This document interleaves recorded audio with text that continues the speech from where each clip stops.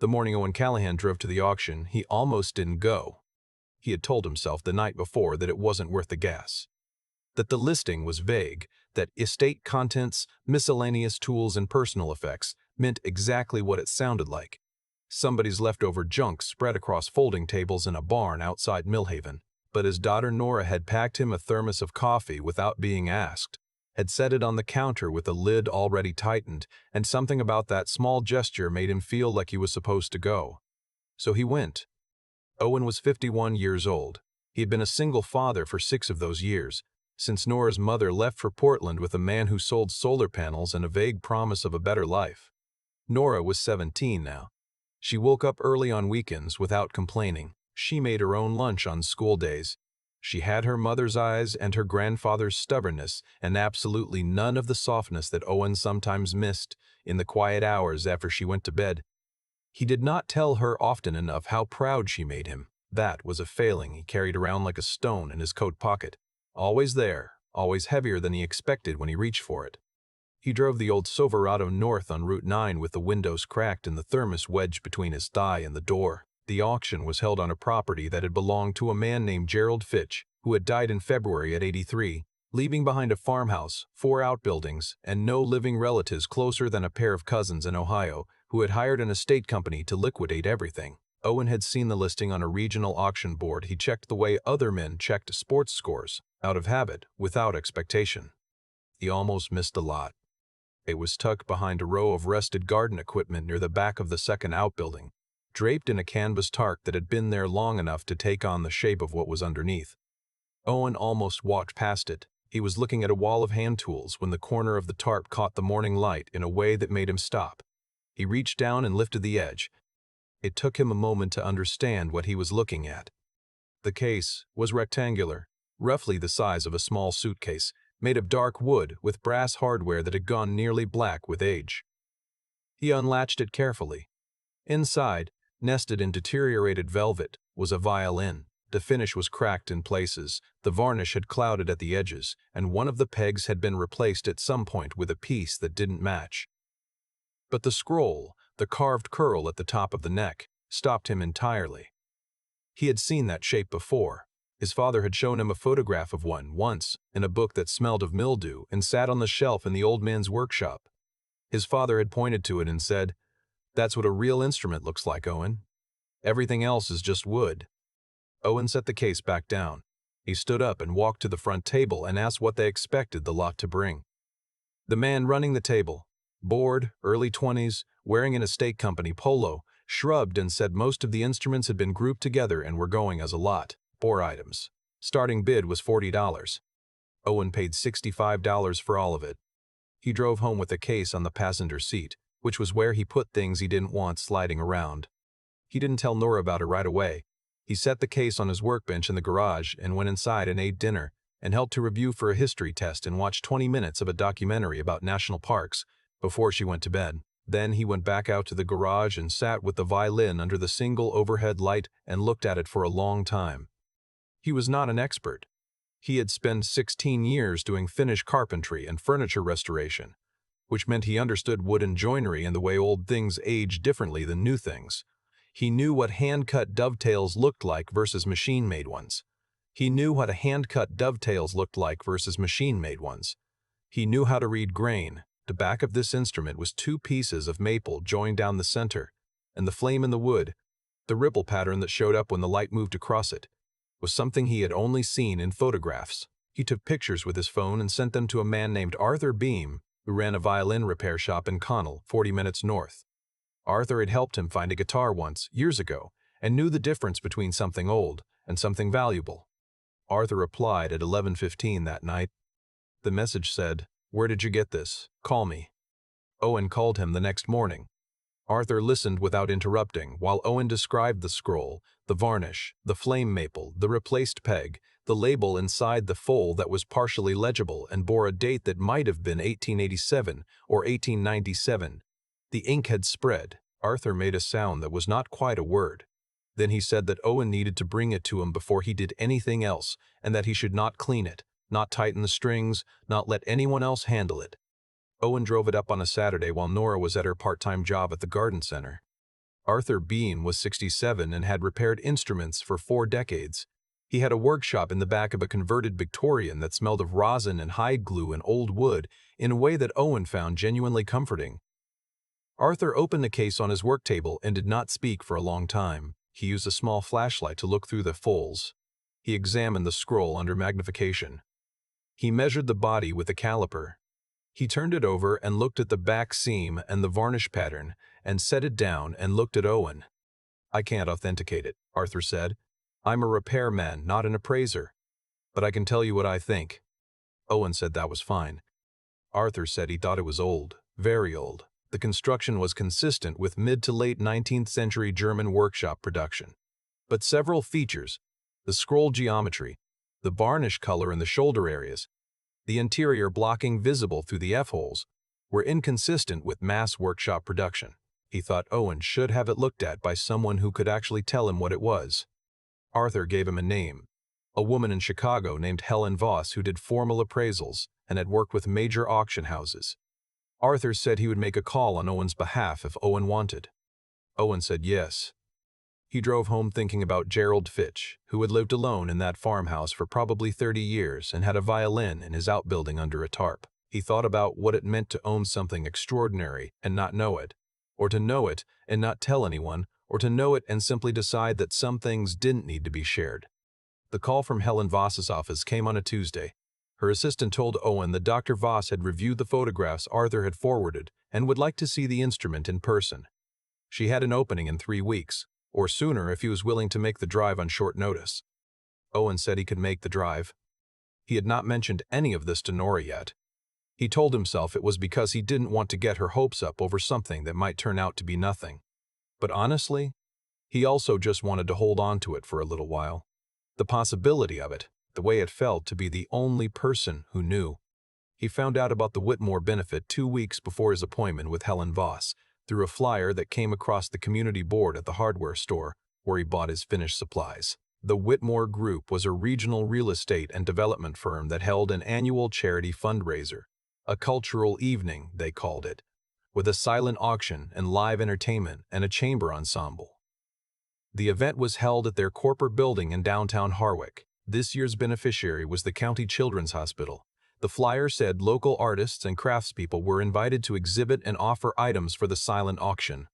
Owen had participated the year before with a small piece of furniture he'd restored. He'd gotten a decent price and a few business inquiries out of it. He registered again. He listed the violin under antique musical instrument, provenance under investigation. He thought it was an honest description. He was not trying to oversell anything. He genuinely did not know yet what he had. He told Nora the night before the event while they were cleaning up after dinner. She dried a plate and looked at him and said, $65? For all 4. The violin was part of a lot. And you think it might be worth something. I think it might be worth looking at. Nora set the plate in the cabinet. "Dad," she said, with the patience of someone who had grown up watching him come home with things that turned out to be worth nothing, and things that turned out to be worth something and had learned not to tell the difference in advance. "I know," he said. "Just don't get attached." He did not tell her he was already attached. He had been attached since 11:15 the night Arthur texted him back. The event was held on a Thursday evening. Owen arrived an hour before it opened to set up his display area, which was a 6-foot table along the east wall of the firm's main atrium, a space that occupied the full ground floor of the building, with polished concrete floors and 20-foot ceilings and lighting that had been designed to make everything look expensive, which it largely succeeded in doing. He set up the case on a small stand he had made himself from cherrywood, with a card that described the instrument and its uncertain provenance. He had printed the card on good paper. He had worn a clean-collared shirt. He was aware that he was out of place, and he was fine with that. The other exhibitors were a mix of local galleries and individual artists.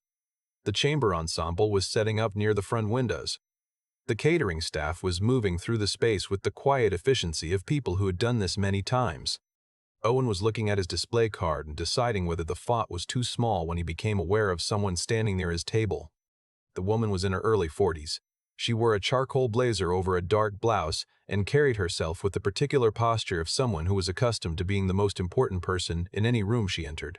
Not aggressively, Just factually. Her name, Owen would later learn, was Renata Cross. She was the director of development for the Whitmore Group, which meant she ran these events and decided who was invited to them. She looked at the violin case on its stand. She looked at Owen's card. Then she looked at Owen. "Is this a joke?" she said. Owen said he didn't understand what she meant. "This is a benefit for the Children's Hospital," she said. "We have donors here who give 6 figures. We have pieces from the Whitmore private collection." She gestured around the room with one hand, "And you've put a broken violin in a cracked case on a homemade stand." "The case is original," Owen said, "and the stand is cherry." She did not find this funny. "This isn't a flea market.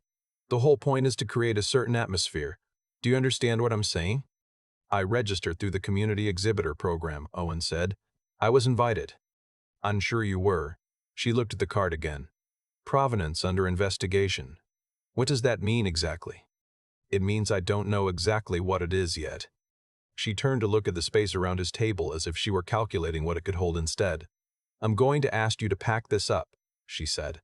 "We'll find you a space near the back, maybe, if there's room, but this table is in the main sightline and it needs to reflect the evening's tone." Owen looked at her for a moment. He was not a man who raised his voice. He had learned, mostly through necessity, to be quiet in situations that made other men loud. He said, "I'll stay where I am." Renata Cross blinked. It was the smallest possible expression of surprise, gone almost as soon as it appeared. "Excuse me. I registered for this table. I'm within the terms of the exhibitor agreement. I'll stay where I am." She looked at him with an expression that was not quite contempt. It was something more clinical than that. The look of someone categorizing an unexpected variable. Then she said, "I'll have someone come speak with you," and walked away toward the far side of the atrium. The event opened at 7. By 7:30, the room was full of people in dark suits and good jewelry, moving between the display tables and the cocktail stations with the practiced ease of people who went to events like this regularly. Owen stood beside his table and answered questions when people stopped, which some of them did, curious about the instrument or about the card. A man named Theodore Lark stopped for nearly 10 minutes. He was somewhere in his 60s, wore a bow tie, and introduced himself as a retired music teacher who had spent 30 years at a private school in New England. He looked at the violin carefully. He did not touch it without asking first, and when Owen lifted it from the stand and held it so the light fell across the back, the man went very still. "May I?" Theodore said, and held out both hands in the way of someone who had handled old instruments before. Owen gave it to him. Theodore turned it slowly. He looked at the scroll. He looked at the back seam. He tilted it so the light moved across the flame maple, and then he set it down carefully on the table, and straightened up and looked at Owen. "Where did you say you found this?" Owen told him. "The estate sale. The tarp. The $65. Theodore was quiet for a moment. Then he said, "I'm not an appraiser, but I taught instrument history for 20 years and I've handled a few hundred old violins in my life." He paused. "You should have this looked at by someone who knows what they're doing. The back on this instrument is not workshop production." "I have an appointment," Owen said, "in Chicago, next week." Theodore nodded slowly. "Good," he said. "Don't let anyone talk you into selling it before then." Renata Cross came back at 8 o'clock with a man in a Whitmore Group lanyard who said his name was Greg and that he managed vendor relations. Greg explained, with the apologetic efficiency of someone delivering a message he had not written, that there had been a concern raised about the display and that the event organizers were requesting that Owen relocate his table or remove the item from display. Owen said, "On what grounds?" Greg looked at his clipboard. "Aesthetic consistency of the event space." "That's not a grounds for removal under the exhibitor agreement," Owen said. He had read the agreement. He had read it twice, actually, the night before, after Nora went to bed, because he had known, in the way that you sometimes know things in advance, that there might be a conversation like this one. Greg looked at his clipboard again. He looked at Owen. He looked back toward Renata Cross, who was standing 20 feet away watching. "I'll need to consult with the director," Greg said. "I'll be here," Owen said. At 8:20, a woman approached the table alone. She was in her 50s, wore a simple black dress and no particular jewelry, and moved through the room without looking at anyone directly, the way people move when they don't want to be stopped. She looked at the violin for a long time. She read the card. She looked up at Owen. "What are you hoping for?" she said. Owen said he didn't know. "Ballpark," she said. He said he had been told it might be worth a conversation with a real appraiser. He described Arthur's reaction, the appointment in Chicago, what Theodore Lark had said. The woman reached into her bag and produced a card, which she held out to him. It said, "Margaret Osei, Senior Specialist, 19th Century Instruments, Harwick Fine Arts Collaborative. I've been watching you get hassled from across the room for the past hour," she said. "And I've been looking at this instrument since you took it out of the case." She glanced at the scroll again. "I can't tell you what it is tonight, but I can tell you that the varnish on this instrument is not consistent with anything manufactured after 1920, and the scroll geometry is interesting in ways that someone at your Chicago appointment is going to notice immediately." She told him to call her office in the morning if he wanted a second opinion before Chicago. At 9 o'clock, Renata Cross returned. This time she came alone and without Greg and without the clipboard. She stopped at the edge of Owen's display and looked at the violin, and then at Owen, and then at the small cluster of people who had gathered at the table. Theodore Lark, who had stayed. 2 men in their 50s who had been discussing the instrument for the past 15 minutes, and a younger woman who was taking photographs on her phone. "It seems people are interested," Renata said. Her voice had changed.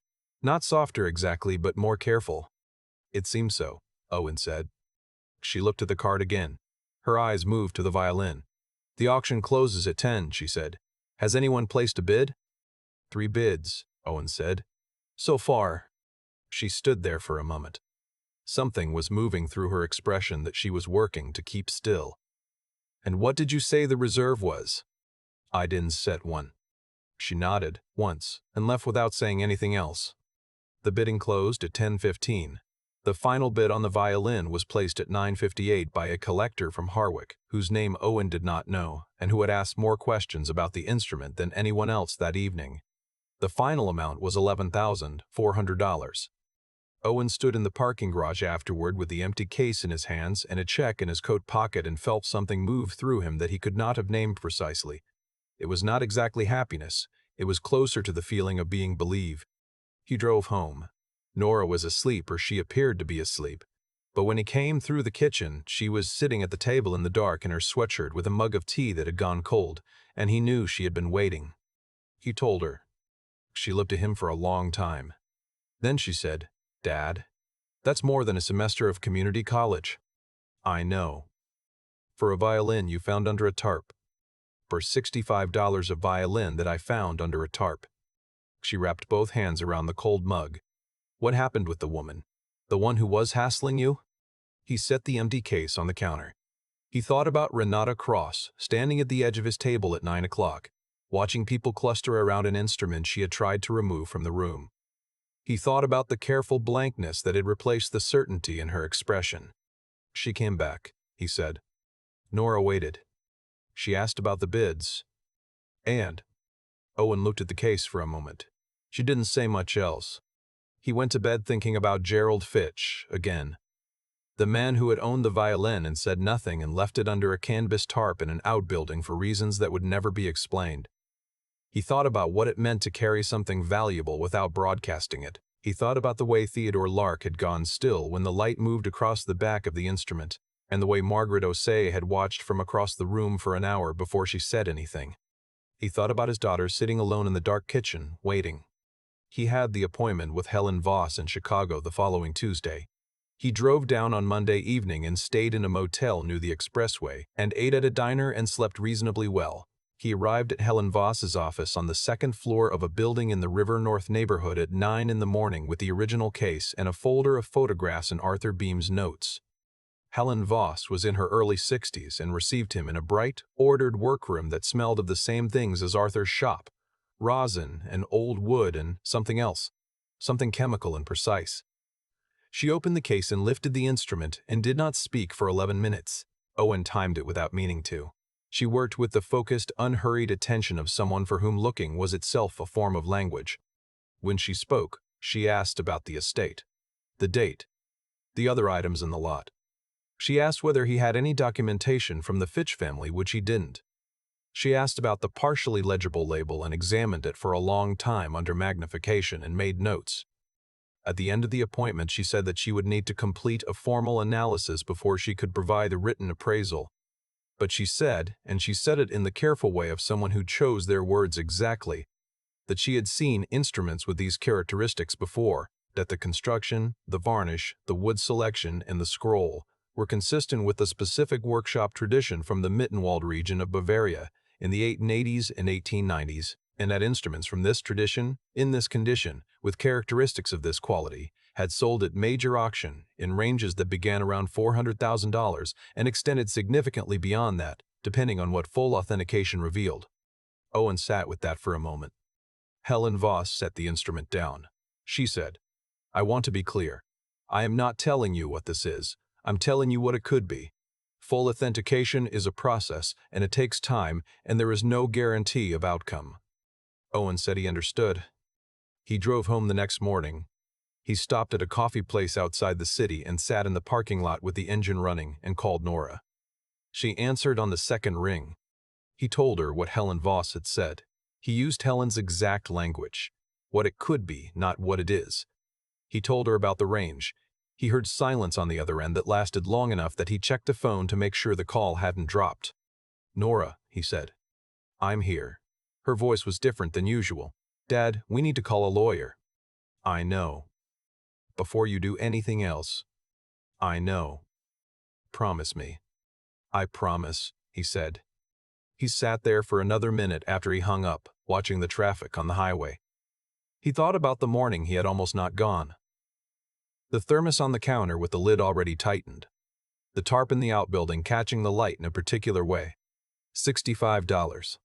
He thought about Renata Cross standing at the edge of his table at 9 o'clock, arms at her sides, trying to read something in his face that she hadn't expected to be there. He pulled back onto the highway and drove north toward home, toward Nora, toward a future that was beginning to look, for the first time in a long time, like something he had not let himself fully imagine. The authentication took 4 months. The result, when it came, was not the highest possible outcome, and not the lowest. The instrument was confirmed to be the work of a named Mittenwald maker, a craftsman whose violins appeared rarely on the market and commanded serious attention when they did. The final sale, handled through a reputable auction house in New York that Helen Voss recommended, brought $470,000. Owen paid taxes. He paid Arthur Beam's consultation fee and Helen Voss's appraisal fee and the auction house commission. He set aside money for Nora's education. He paid off the Silverado. He put the rest in an account that he did not touch for 3 months because he needed time to understand that it was real. Nora graduated the following spring. At the ceremony, Owen sat in the bleachers with a folding program in his hands and watched his daughter walk across the stage and accept her diploma and shake the principal's hand. She looked out at the crowd afterwards, scanning the rows, and when she found him, she raised one hand briefly. Not a wave exactly, more of an acknowledgement. A small flag planted, and he raised his back. He had never told her about the morning he almost didn't go. He thought he might someday. He thought it was the kind of thing that got better with a little distance, the way old wood did. The way almost everything worth keeping did, if you were patient enough to let it. I keep thinking about the tarp. Not the violin underneath it, not the appraisal number, not the check, just the tarp, gray and heavy with years, shaped exactly like the thing it was covering, sitting in the back of a dead man's outbuilding while the world moved on outside. Owen Callahan almost walked past it. He told himself it wasn't worth the gas. And then his daughter put a thermos on the counter with the lid already tightened, and something in that small, quiet act sent him out the door anyway. That's the part I can't stop turning over, not the big moments, the small ones that make the big ones possible. There's a version of this story where Owen stays home, where Gerald Fitch's violin gets grouped into a box lot and sold for $30 to someone who never opens the case, where Renata Cross never has to reckon with what she said in front of witnesses, where Nora never gets that phone call from a parking lot outside Chicago. That version exists. It almost happened. The only thing standing between that version and this one was a man who chose to show up, even when he'd already talked himself out of it. I think about that kind of quiet persistence a lot. Not the dramatic kind, not the person who fights loudly for what they believe in. The kind that just keeps going, gets in the truck, reads the exhibitor agreement the night before because some part of them knows there might be a conversation they need to be ready for, stands at their table and says, calmly, "I'll stay where I am." That's not stubbornness. That's something deeper. The decision to hold your ground not because you're angry, but because you know the difference between what something is worth and what someone says it's worth in the moment. Renata Cross saw a cracked case on a homemade stand and made a judgment so fast she didn't even question it. That's not cruelty exactly. It's the particular blindness that comes from never having had to look closely at anything. When you've spent your whole life in rooms where the price tag is visible, you stop learning how to read the things that don't have one. Owen had spent 16 years reading grain and joinery and the way old wood ages. He knew how to look. She didn't, and the difference between them at the end of the evening was exactly that. I think the hardest thing, the thing nobody really talks about, is maintaining your own sense of what's real when someone with more authority is telling you something different. Owen didn't raise his voice. He didn't make a scene. He just stayed, and in staying, he let the truth do what it was always going to do eventually, show up on its own terms. What I take from this isn't about violins or auction prices or any of that. It's about the combination of knowing something, holding it carefully, and being willing to stand in a room where people are dismissing you without losing your own read on the situation. That takes a kind of character that doesn't announce itself. It just stands there, quietly, while the bids come in. Nora told him not to get attached. He already was, and he was right to be. Sometimes the most important thing you can do is trust what you've already learned to see.